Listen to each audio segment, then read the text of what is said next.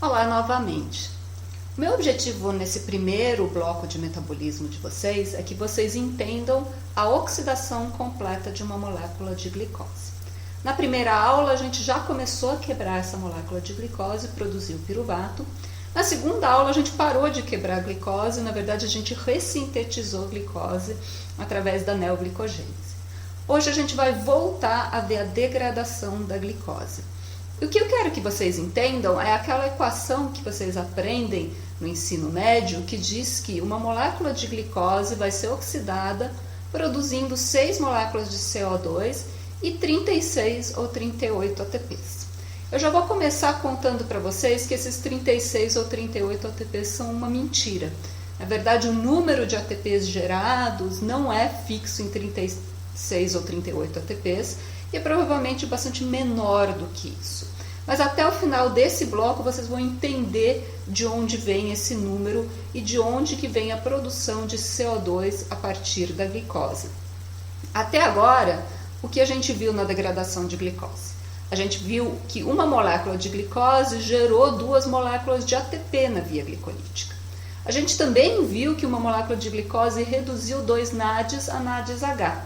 A gente guardou esses NADs para depois. Eles não aparecem aqui na equação geral e, na verdade, a gente vai guardar esses NADs ainda por mais uma aula. Eles só vão ser reoxidados e removidos da equação geral quando a gente vê fosforilação oxidativa. A gente também viu que a glicose produziu 2 moléculas de piruvato que a gente guardou até agora. O que a gente vai fazer hoje? Hoje a gente vai usar esse piruvato e vai formar acetil-CoA a partir desse piruvato. A gente vai ver a reação que forma acetil-CoA. Depois a gente vai colocar essa acetilcoenzima A no ciclo de Krebs ou no ciclo do ácido cítrico e essa acetilcoenzima A vai gerar moléculas de CO2. Na verdade, hoje a gente vai gerar todas as 6 moléculas de CO2 que vocês aprenderam são geradas a partir da glicose. São geradas mesmo essas 6 moléculas de CO2. A gente também vai gerar um pouquinho mais de ATP, um pouco mais de ATP do que a gente gerou na via glicolítica, mas nem de longe os 36 ou 38 ATPs que vocês aprenderam são gerados a partir de glicose. Para a gente gerar essa quantidade grande de ATPs, a gente ainda vai ter que ter mais uma aula que vai ser de transporte de elétrons e fosforilação oxidativa. Então a gente vai guardar vários NADs e FADs na aula de hoje, que na próxima aula de transporte de elétrons e fosforilação oxidativa vão gerar esses ATPs. Então, onde que a gente está dentro do nosso mapa metabólico que a gente está acompanhando? A gente está no piruvato, hoje a gente vai formar acetil-CoA e essa acetil-CoA vai ser degradada a CO2 no ciclo de Krebs, no ciclo do ácido cítrico. Vai ficar faltando dessa parte central, muito importante do metabolismo, o transporte de elétrons, que é essa parte final que fica para a próxima aula. A primeira reação que eu quero falar para vocês é a reação de formação de acetil-CoA a partir de piruvato. É uma reação única catalisada por uma só enzima, não é uma via metabólica, é a piruvato desidrogenase que catalisa essa reação. A reação é piruvato com 3 carbonos, vai receber uma coenzima A livre, vai reduzir um NAD oxidado a NADH e vai formar uma molécula de 2 carbonos, que é acetilcoenzima A, então 2 carbonos ligados à coenzima A, liberando um CO2, vai ser liberado o CO2, que era o ácido carboxílico do piruvato. Para catalisar essa reação, a piruvato desidrogenase precisa de um monte de cofatores e coenzimas. É uma reação bastante complexa, como dá para perceber nesse mecanismo de reação. Importantemente, o tipo de reação que a gente está vendo aqui é uma descarboxilação oxidativa. É uma reação de óxido-redução associada a uma reação de quebra carbono-carbono. E é uma reação irreversível e, portanto, regulada.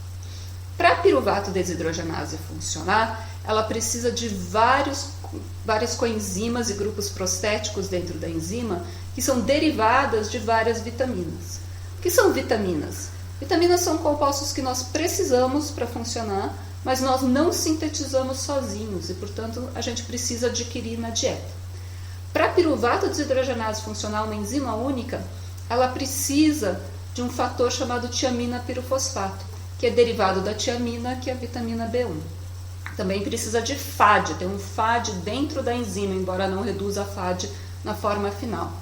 FAD é derivado de riboflavina, vitamina B2. Precisa de coenzima A, acetilcoenzima A entra na reação. Coenzima A é derivada do ácido pantotênico, também da família de vitaminas do grupo B. Precisa de NAD, NAD é reduzido nessa reação. NAD é derivado da niacina ou nicotinamida, que também faz parte do complexo B. Finalmente, precisa também de uma molécula chamada ácido lipoico, que é o próprio ácido lipoico. A gente precisa ingerir esse ácido lipoico para essa enzima poder funcionar. Então, é uma enzima bastante complexa, eu não vou entrar na estrutura e todo o mecanismo de catálise dela. É uma enzima também que catalisa um passo exergônico, direcionado e regulado. Tem uma riqueza bastante grande de regulação alostérica da piruvato desidrogenase. Primeiro, a piruvato desidrogenase é estimulada alostericamente por AMP e NAD+.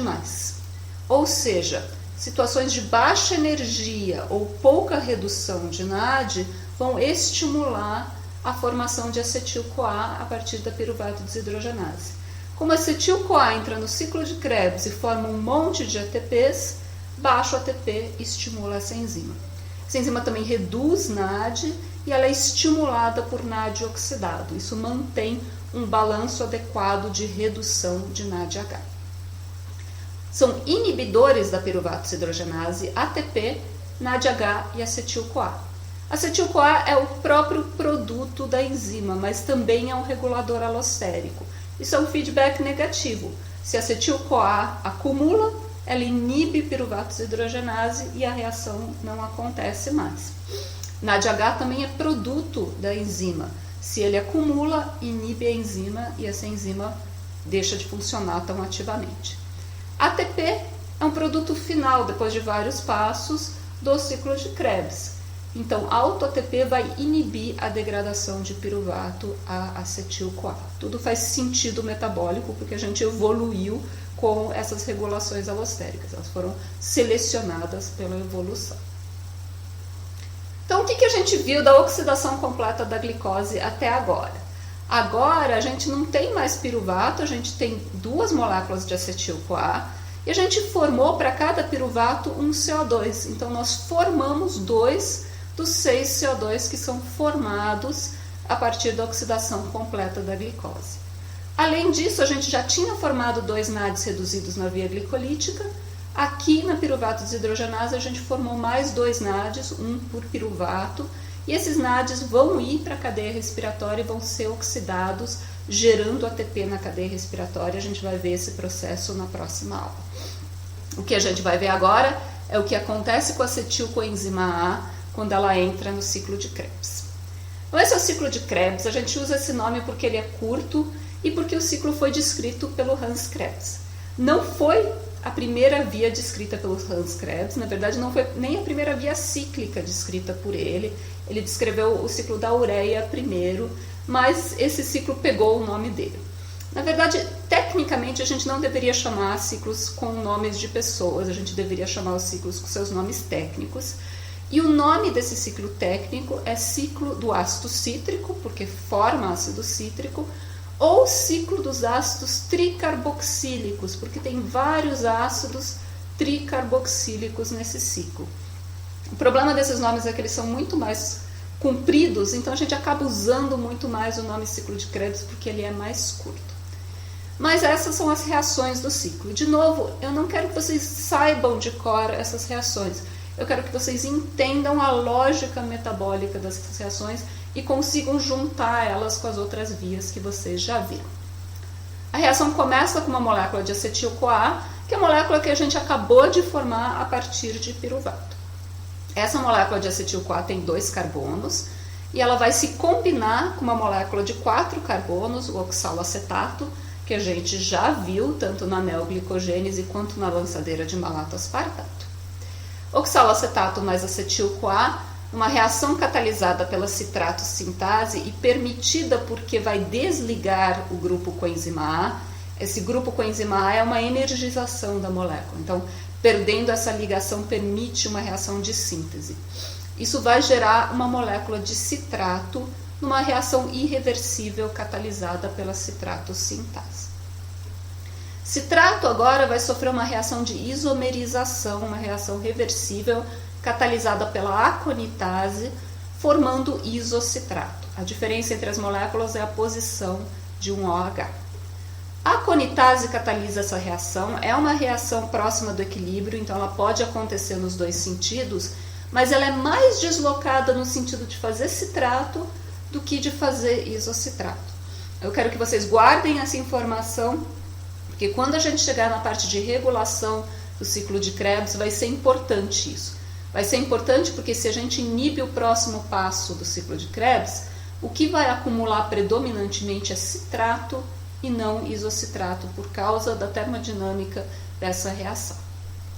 Isocitrato vai seguir no ciclo de Krebs, sofrendo uma reação que também é uma descarboxilação oxidativa, assim como a primeira reação que a gente viu da piruvato desidrogenase. É reação catalisada pela isocitrato desidrogenase, vai ter uma perda de um CO2, então isocitrato com 6 carbonos vai virar uma molécula de 5 carbonos que chama alfa-cetoglutarato. Além de perder um CO2, vai ter uma transferência de elétrons, reduzindo um NAD oxidado a NAD reduzido. Tá? Então formamos uma molécula de NAD reduzido e uma molécula de CO2 por acetil-CoA até agora. Alfa-cetoglutarato vai sofrer uma reação praticamente idêntica à reação que a gente viu da piruvato desidrogenase, catalisada pela alfa-cetoglutarato desidrogenase. Na verdade, as duas enzimas são muito parecidas, elas devem ter evoluído de um mesmo parente comum enzimático. Essa reação é colocação de uma coenzima A, redução de um NAD e descarboxilação. Então, mais uma reação que é uma descarboxilação oxidativa. Isso vai formar succinil coenzima A. Então, tem a ligação da CoA e agora tem 4 carbonos em vez de 5 porque perdeu um CO2. Ganhamos mais um NAD reduzido com essa reação. Succinil-CoA vai sofrer agora uma reação catalisada pela succinil-CoA sintetase, em que você vai ter produção de uma molécula de 4 carbonos, que é o succinato, perda dessa ligação que é rica em energia da coenzima A e transferência dessa energia, dessa ligação, para fosforilação de uma molécula de GDP a uma molécula de GTP. A maioria dos livros indicam como GDP sendo fosforilado a GTP aqui. E a gente indica isso porque a maioria dos estudos viram GTP sendo formado por essa enzima e não ATP. A maioria dos estudos foram feitos em roedores. Quando se olha para a enzima humana na verdade produz ATP em vez de GTP. Mas independentemente de ser GTP ou ATP, em termos energéticos é exatamente a mesma coisa e também as duas moléculas são interconversíveis. Então GTP pode doar seu fosfato para ADP e gerar ATP. Então, essa produção de GTP é equivalente a uma produção de uma molécula de ATP. Succinato vai seguir agora no ciclo de Krebs, sendo metabolizado por uma desidrogenase, que é a succinato desidrogenase. Essa primeira desidrogenase é diferente aqui. Em vez de reduzir NAD, ela vai reduzir um FAD a FADH2. Essa enzima também é diferente de todas as outras enzimas do ciclo de Krebs, porque é a única enzima que não é uma enzima solúvel na matriz da mitocôndria. Na verdade, o ciclo de Krebs acontece dentro da matriz mitocondrial. A produção também de acetil-CoA a partir de piruvato também é uma reação que acontece na matriz mitocondrial. O piruvato é transportado para dentro da mitocôndria e a partir daí é transformado em acetil-CoA e acontecem as reações na matriz mitocondrial. Succinato desidrogenase é uma enzima que está na membrana mitocondrial interna voltada para o lado de dentro. Então essa enzima consegue enxergar metabólitos que são feitos na matriz mitocondrial, mas é uma enzima de membrana. E esse FAD é produzido na membrana. Eu estou falando isso porque essa enzima vai aparecer de novo na aula que vem, quando a gente falar de transporte de elétrons e fosforilação oxidativa. Vai aparecer com um nome diferente só para confundir vocês, mas eu vou lembrar vocês de que é a mesma enzima, de que é a succinato desidrogenase. A succinato desidrogenase vai reduzir FAD, oxidar o succinato e formar fumarato também com 4 carbonos. Fumarato vai sofrer uma hidratação, vai perder essa dupla ligação. Isso é catalisado pela fumarase e formar malato. Malato é uma molécula que a gente já viu. Malato, na verdade, vai sofrer uma reação que a gente também já viu. É uma reação de óxido-redução, reduzindo NAD a NADH e transformando o malato em oxaloacetato, catalisada pela malato desidrogenase. A mesma reação que vocês já viram na lançadeira de malato aspartato. O que aconteceu aqui? Você devolveu aquela molécula de oxaloacetato que você pegou emprestado para poder entrar com acetil-CoA para dentro do ciclo de Krebs. Isso caracteriza uma via cíclica, uma via em que se usa um substrato inicialmente e esse mesmo substrato é devolvido depois de várias reações. Oxaloacetato é necessário para que aconteça o ciclo de Krebs, mas esse oxaloacetato não é nem consumido nem produzido no ciclo de Krebs. Você precisa de uma molécula quase como se fosse catalítica para as reações poderem acontecer. Tendo visto tudo isso, qual que é o saldo geral do ciclo de Krebs? Entra uma acetil-CoA, sai um NADH, 2 NADHs, 3 NADHs, sai um FAD reduzido, FADH2, e sai um GTP ou ATP. Além disso, são produzidas 2 moléculas de CO2 por acetil-CoA. Os 2 carbonos da acetil-CoA viraram CO2. Todo o resto está sendo devolvido. Então, a reação global é uma acetil-CoA formando 3 NADs, um FAD reduzido, um GTP, uma coenzima A livre e 2 CO2. E lembrando que esse GTP pode formar ATP, porque ele pode doar o seu fosfato para um ADP, formando GDP mais ATP. Isso é uma reação catalisada por uma quinase específica que transporta esses fosfatos entre ADPs e GTPs. Então, formar GTP é equivalente a formar ATP. Bom, vimos o ciclo e as suas reações. Vamos agora ver a parte que eu acho mais importante de vocês entenderem, que é regulação do metabolismo. E como sempre, o metabolismo é muito regulado por enzimas que catalisam reações exergônicas e irreversíveis. As 3 enzimas reguladas são citrato sintase, isocitrato desidrogenase e alfa-cetoglutarato desidrogenase. Especificamente, a mais regulada é a isocitrato desidrogenase. Isso tem um motivo evolutivo. Isocitrato desidrogenase é a primeira enzima específica do ciclo de Krebs. Citrato é gerado e vai para outras vias. Citrato, na verdade, vai para a síntese de lipídios. Então, isocitrato desidrogenase é um compromisso do ciclo de Krebs em si e a principal enzima regulada. Vamos ver a regulação dessas 3 enzimas. Primeiro, citrato sintase. A citrato sintase é alostericamente inibida por NADH e ATP e alostericamente ativada por ADP. Ou seja, o início do ciclo de Krebs vai ser estimulado em situações de baixa energia e vai ser inibido em situações de alta energia.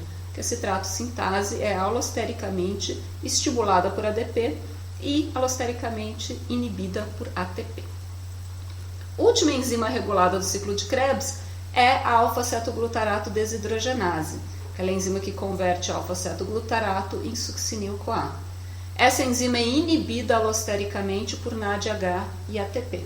De novo, níveis de ATP regulando a velocidade do ciclo de Krebs, de modo que esse ciclo é mais rápido com baixo ATP e mais lento com alto ATP. Mas de longe, eu falei para vocês, a principal enzima regulada é a isocitrato desidrogenase. A isocitrato desidrogenase é muito fortemente inibida por NADH e ATP, ela fica quase sem atividade nenhuma e ela é muito fortemente estimulada por ADP, ela fica com muito mais atividade. Aliás, isso é importante em metabolismo. Quando a gente fala de reguladores alostéricos, não é uma chave de liga e desliga, é uma modulação da atividade dessas enzimas. E essa modulação pode ser maior ou menor, dependendo da interação da enzima com o seu modulador alostérico. Então, a isocitrato desidrogenase realmente é fortemente modulada por essas moléculas. Vamos olhar os resultados dessa modulação no ciclo de Krebs e depois nas outras vias que a gente já viu. Vamos pensar numa situação de baixo ATP. Numa situação de baixo ATP, você tem pouca inibição da citrato sintases, o citrato desidrogenase e alfa-cetoglutarato desidrogenase. Todas estão muito estimuladas, o ciclo de Krebs está acontecendo com alta velocidade. Além disso, a gente viu que o citrato sintase está ativo, a gente viu que a conversão de piruvato acetil-CoA, piruvato desidrogenase, também é alostericamente regulada por ATP. Se eu tenho baixo ATP, eu tenho pouca inibição dessa enzima. Além disso, com baixo ATP, eu tendo a ter alto AMP. E se eu tenho alto AMP, essa enzima está estimulada. A piruvato desidrogenase está alostericamente estimulada em baixo ATP. Isso vai fazer com que piruvato seja convertido em acetil-CoA com grande facilidade, com grande velocidade. Então, conversão de piruvato a acetil-CoA e o ciclo de Krebs inteiro degradando acetil-CoA estimulados por baixo ATP. Além disso, nós já tínhamos visto que a ATP é um inibidor da piruvato quinase. Então, a piruvato quinase, no final da via glicolítica, não está inibida em baixo ATP, ela está estimulada. Se piruvato quinase está estimulada, fosfenol piruvato não está acumulando. Não existe degradação de frutose 2,6-bisfosfato, porque não existe acúmulo de fosfenol piruvato, que é um ativador alostérico da enzima que degrada a frutose 2,6-bisfosfato, que é a frutose 2,6-bisfosfatase. Além disso, baixo ATP equivale a alto AMP. E na presença de alto AMP, a formação de frutose 2,6-bisfosfato está estimulada, porque a fosfofrutoquinase 2 é estimulada por AMP. Então a gente vai ter muita frutose 2,6-bisfosfato e muito estímulo à fosfofrutoquinase 1. Então o fim da via glicolítica e o início da via glicolítica está estimulada. Se eu tenho muita atividade de fosfofrutoquinase 1, eu estou consumindo frutose 6-fosfato. Isso desloca e consome glicose 6-fosfato. Os níveis de glicose 6-fosfato caem, pouca glicose 6-fosfato inibindo a hexoquinase vai ativar a formação de glicose 6-fosfato. Desse modo, sem que a célula tenha tomado nenhuma decisão inteligente, baixos níveis de ATP aumentaram a velocidade da via glicolítica, da formação de acetil-CoA e do ciclo de Krebs. E tudo isso junto vai normalizar os níveis de ATP de novo, porque vai produzir ATP. Tudo isso através de regulação, sem nenhuma decisão celular. Outro fato que eu lembrei vocês na aula de glicólise, que eu quero tratar agora, é que a fosfofrutoquinase 2 é inibida por citrato. Vocês lembram desse ponto? Eu falei para vocês, isso é um regulador alostérico da fosfofrutoquinase, guarda ele para depois. Vamos pensar no citrato agora e qual que é a importância dele. Eu falei para vocês que a aconitase, a enzima que transforma citrato em isocitrato, está mais deslocada termodinamicamente no sentido de formar citrato do que isocitrato. Se eu tenho uma situação de alto ATP, o que vai acontecer em termos de formação de citrato? Você vai ter uma inibição da isocitrato desidrogenase, e essa inibição da isocitrato desidrogenase vai fazer acumular citrato. E esse citrato acumulado vai ter um efeito na fosfofrutoquinase 2, vai inibir a produção de frutose 2,6-bisfosfato. Então, além dos níveis de ATP diretamente, existe uma conversa entre o ciclo de Krebs e a via glicolítica através dessa regulação por citrato. Se o ciclo de Krebs está lentificado por algum motivo, a via glicolítica também vai diminuir na sua velocidade por causa dessa mediação por meio de citrato. Vamos ver agora o que acontece de uma maneira mais geral em termos de regulação do ciclo de Krebs numa situação de alto ATP. Então, se você tem alto ATP, você vai ter inibição da alfa-cetoglutarato desidrogenase. Você também vai ter inibição da citrato sintase. Mas, acima de tudo, você vai ter uma inibição muito forte da isocitrato desidrogenase. O ciclo de Krebs está inibido, tem acúmulo de citrato que vai sair da mitocôndria e modular a via glicolítica, como a gente acabou de ver. Além disso, a piruvato desidrogenase também é inibida por auto-ATP. Então, a formação de acetil-CoA também vai estar inibida nessa situação. Auto-ATP inibe a piruvato quinase, inibe o fim da via glicolítica. E auto-ATP, por haver baixo AMP, vai inibir a formação de frutose 2,6-bisfosfato. Você vai ter pouca frutose 2,6-bisfosfato, tanto porque tem pouco AMP para estimular a fosfofrutaquinase 2, quanto porque você tem acúmulo de citrato, e citrato é um inibidor alostérico da fosfofrutaquinase 2. Com pouca frutose 2,6-bisfosfato, a atividade da fosfofrutaquinase 1 fica baixa, também inibindo a via glicolítica. Baixa atividade da fosfofrutaquinase 1 faz acumular frutose 6-fosfato.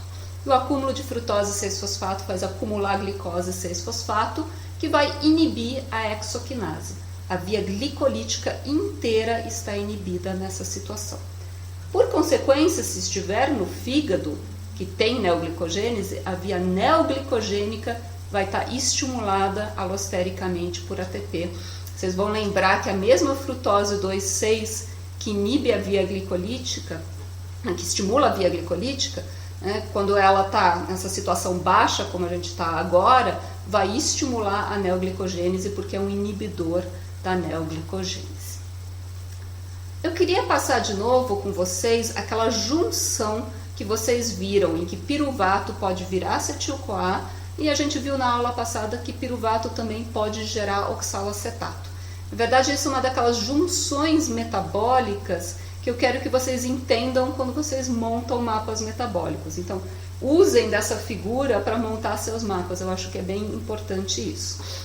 Então, a gente viu em neoglicogênese que piruvato pode ser carboxilado oxalacetato, e oxalacetato é depois transformado em fosfoenolpiruvato na neoglicogênese. A gente viu que essa reação é aumentada na presença de acetil-CoA, porque é um regulador alostérico positivo da piruvato carboxilase. Nós vimos hoje que piruvato também pode ser convertido a acetil-CoA pela piruvato desidrogenase e que isso é regulado pelos níveis de ATP e AMP. Além disso, a gente viu que a acetil-CoA entra no ciclo de Krebs e produz citrato ao se condensar com oxaloacetato. E, portanto, é mais um caminho possível para oxaloacetato ir, além de formar fosfenolpiruvato. Vamos pensar agora numa situação hipotética em que a célula tem baixo ATP, mas também tem poucas moléculas de oxaloacetato. O que vai acontecer nessa situação? Baixo ATP estimula o ciclo de Krebs como um todo, porque ATP é um inibidor do ciclo de Krebs. Também estimula a via glicolítica a produzir piruvato e estimula a piruvato desidrogenase a produzir acetil-CoA. Então você vai ter uma produção de acetil-CoA. No entanto, porque tem pouco oxaloacetato, esse oxaloacetato tem dificuldade de entrar no ciclo de Krebs por falta de substrato. Citrato sintase está ligada porque tem baixo ATP, mas falta oxaloacetato para essa acetil-CoA poder entrar no ciclo de Krebs. Nessa situação vai acumular acetil-CoA. E o acúmulo de acetil-CoA vai aumentar a atividade da piruvato carboxilase. A piruvato carboxilase nessa situação vai corrigir os níveis de oxalacetato e permitir que a acetil-CoA possa entrar no ciclo de Krebs e o ciclo de Krebs funcionar normalmente. Como é uma situação de baixo ATP, não vai ter neoglicogênese nesse tipo de situação. E é assim que a decisão metabólica para os diferentes caminhos desses metabólitos é feita, através de regulação do metabolismo. Eu quero falar de uma outra situação também, para a gente entender a regulação dessa junção no mapa metabólico, que é uma situação de jejum. Quando você está em jejum, tem uma secreção de glucagon, e a gente vai ver que essa secreção de glucagon aumenta a degradação de gorduras, e isso vai produzir acetil-CoA. Aguardem que isso aqui é coisa de próximas aulas. Acreditem em mim que forma acetilcoenzima A nessa situação. Vocês já viram também que na presença de glucagon, oxaloacetato vai gerar fosfoenolpiruvato, porque a fosfoenolpiruvato carboxiquinase, a enzima que faz fosfoenolpiruvato a partir de oxaloacetato, é estimulada hormonalmente por glucagon. Nessa situação, o oxaloacetato também vai estar baixo. Então, essa acetil-CoA não vai entrar no ciclo de Krebs, porque o oxaloacetato está indo para fosfenolpiruvato. A acetil-CoA vai acumular e vai estimular piruvato a formar oxaloacetato. Esse é o início da neoglicogênese, formando oxaloacetato para ir para fosfenolpiruvato. Então, essa mesma regulação da piruvato carboxilase serve para duas situações. Serve para uma situação de baixo oxaloacetato, não permitindo que o ciclo de Krebs funcione, e serve também para uma situação de neoglicogênese, em que essa reação é a primeira reação da neoglicogênese. É um mecanismo de regulação bastante elegante, selecionado por milhões de anos de evolução. Então, isso é o que eu queria falar para vocês hoje sobre metabolismo no ciclo de Krebs. De novo, façam os exercícios. E na aula que vem a gente vai pegar todos esses NADs e FADs que a gente reduziu e gerar ATP, porque nós vamos ver transporte de elétrons e fosforilação oxidativa.